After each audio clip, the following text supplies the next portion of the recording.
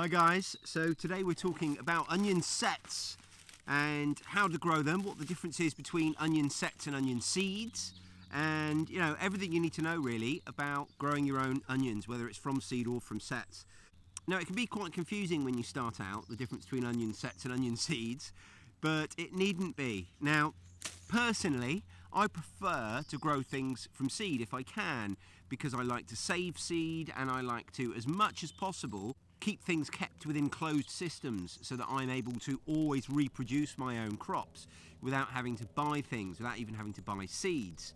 Now, that being said, I got these onion sets on FreeCycle. I hadn't actually planned on planting any onion sets this year because we've got our big Egyptian walking onion patch behind me over there, and I'm hoping that that's actually going to meet our onion needs this year, but it's not ready yet, and these guys were free, so I definitely thought, why not? The difference between an onion set and an onion seed, well, it's helpful to think about the onion and its actual growth cycle first, I think.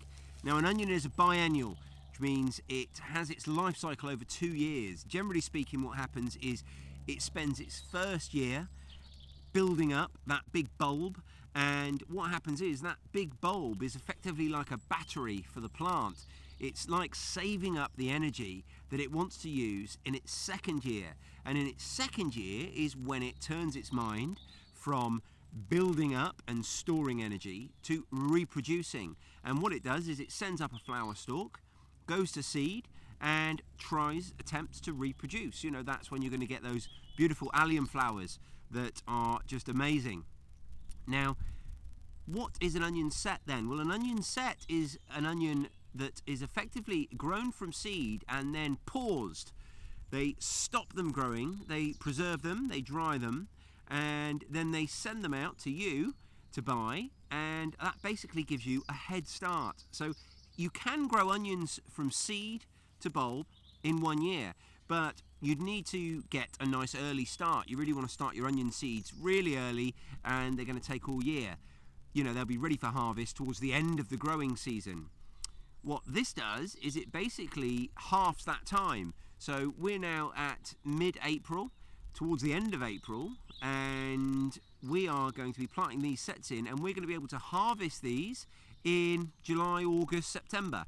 I'm not sure on this variety. It's not a variety I'm familiar with, but you get the idea. We've got a head start here. This is half the job done. We're going to sow these now, and we're going to sow them in 2 nice big rows. We're going to use these slate markers, and I've done a video on these, how you can make these yourself for free, how you can get hold of the slate for free and make them yourself.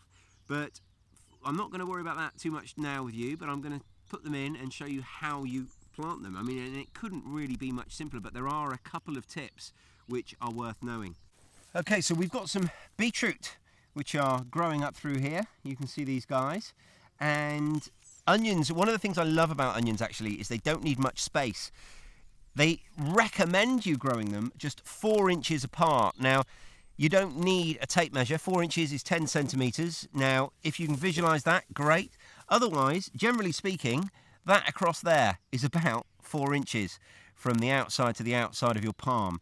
So, as you can see, they're not going to be very widely spaced out at all. Now, you can space them out if you want really big bulbs, 6 inches apart, and then you'll get slightly bigger onions. And your rows want to be about 10 inches apart. So you can get quite a lot of onions in a fairly small space. We go 4 inches apart because we want slightly smaller, slightly quicker growing bulbs that we're going to have in our kitchen that little bit earlier. So in terms of planting, that's the bottom there, and that's where all the roots come out. So you want to be quite careful not to damage that. So we don't just ram it in the ground. We make a little hole, just with your finger. If you're using a no-dig method like I am, obviously it's super simple. Place them in, and then cover them up.